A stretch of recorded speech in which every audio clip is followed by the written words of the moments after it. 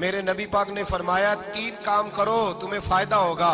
حضرت عبدالرحمن ابن عوف فرماتے ہیں میں نے اس کا تجربہ کیا اس حدیث کا, اور آپ فرمایا کرتے تھے مجھے اللہ کی عزت کی قسم جو میرے نبی نے کہا حق اور سچی کا ہے, حق اور سچ کا ہے. حضور سید عالم صلی اللہ علیہ وسلم نے فرمایا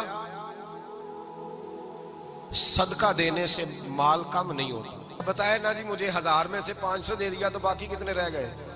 تو حضور فرما رہے ہیں کم نہیں ہوتے. 1000 دے دیا تو باقی کتنا بچا؟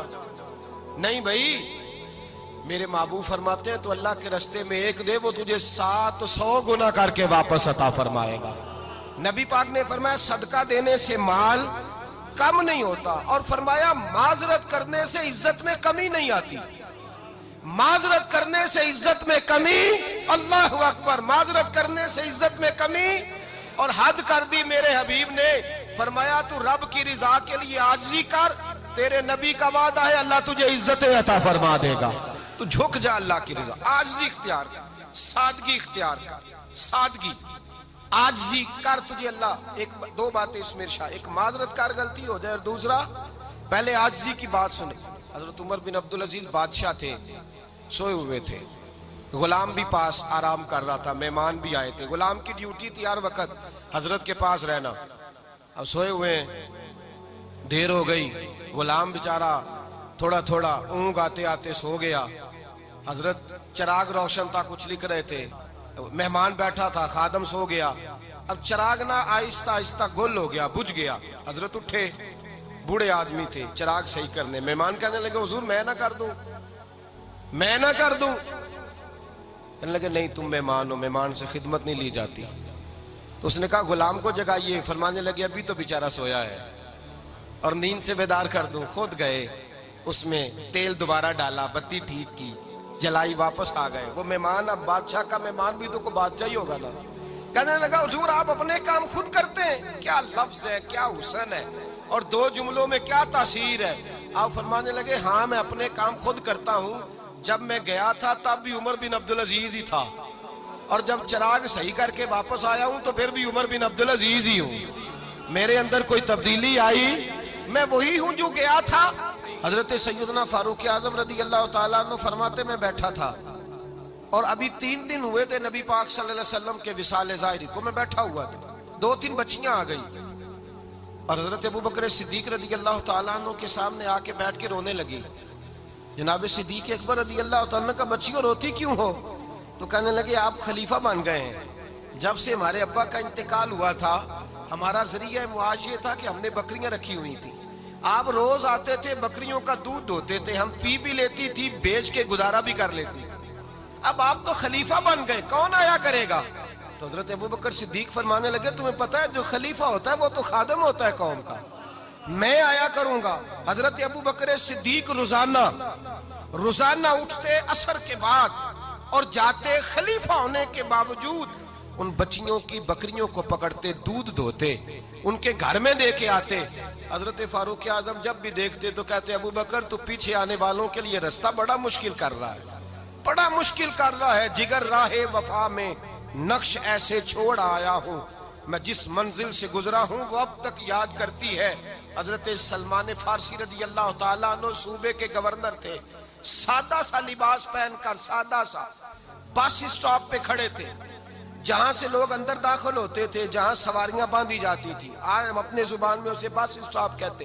باہر کھڑے تھے, کوئی مہمان آ گیا کسی کا, اس نے دیکھا سادے سے کپڑے ہیں, خستہ سی حالی ہے, اس نے سمجھا کوئی کلی ہے شاید, معاذن کوئی ملازم ہے. کہنے لگا خادم ادھر آؤ, ادھر آؤ. آپ قریب گئے, کہنے لگے میرا سامان اٹھاؤ. امام غزالی فرماتے ہیں جب تو علم پڑھنے بیٹھتا ہے تو یہ بھی خیال کرنا تیرے اندر تکبر کا بوٹا نہ لگ جائے, عاجزی اختیار کرنا. عاجزی, سر پہ رکھا ہوا ہے سامان. حضرت سلمان فارسی نے, گورنر صاحب نے, اس آدمی کا, مہمان کا سر پہ سامان رکھا اور جا رہے. سنو اور غور کرو. جب جا رہے تھے جو آدمی بھی ملتا گورنر صاحب ہمیں دے دے.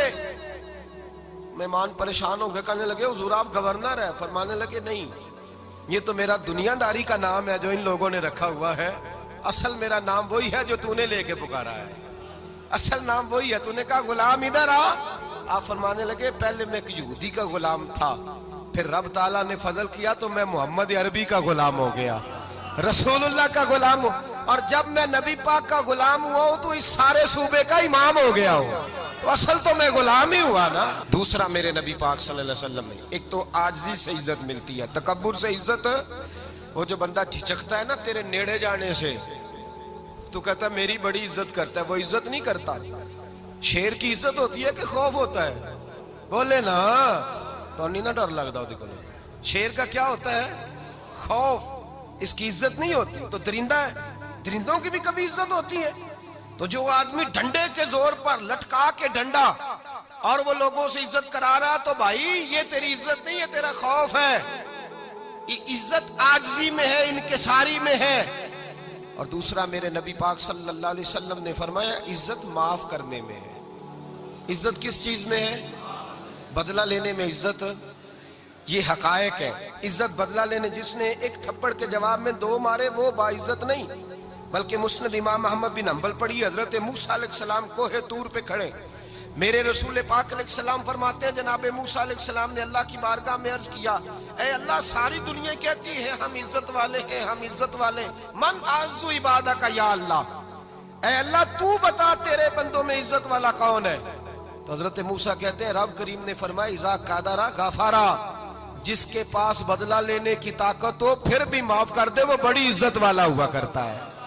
جو اینٹ کے جواب میں پتھر مار سکتا ہو، جو گولی کے جواب کے اندر 15 گولیاں مار سکتا ہو، لیکن معاف کر دے وہ بڑی عزت والا ہے۔ عزت والا ہے جو معاف کرے۔ حضرت فخر جہاں دہلوی بہت بڑے درویش تھے، سلسلہ عالیہ چشتیہ کا بہت بڑا نام، اور اس صوفی کے آپ حالات پڑھیں تو رب کریم نے بڑا ہی نوازا ہوا تھا۔ دلی کی جامع مسجد کے خطیب، اور ان کی کرامت یہ تھی کہ جو آدمی آ کے سامنے کھڑا ہوتا تھا نا اسے بتانا نہیں پڑتا تھا کہ میرے دل میں کیا ہے، بتانا نہیں پڑتا تھا۔ سامنے آ کے کھڑا ہوتا تھا تو حضرت ہاتھ اٹھاتے تھے، کہتے تھے اللہ یہ بے اولاد ہے اسے اولاد عطا کر دے۔ دوسرا آ کے کھڑا ہوا، خوشی نہیں ہو رہی آپ کو؟ دوسرا آدمی کھڑا ہوا، دوسرا آدمی، اس نے آ کے کہا دعا کے لیے سامنے کھڑا ہوا تو حضرت کہنے لگے اے اللہ بیمار ہے، وہ کہتا میرے دل میں بات تھی مجھے بتانی نہیں پڑی، اتقوا فراست المومن فإنہ ینظر بنور اللہ، نبی پاک نے فرمایا مومن کی فراست قلبی سے ڈرا کرو، وہ تو اللہ کے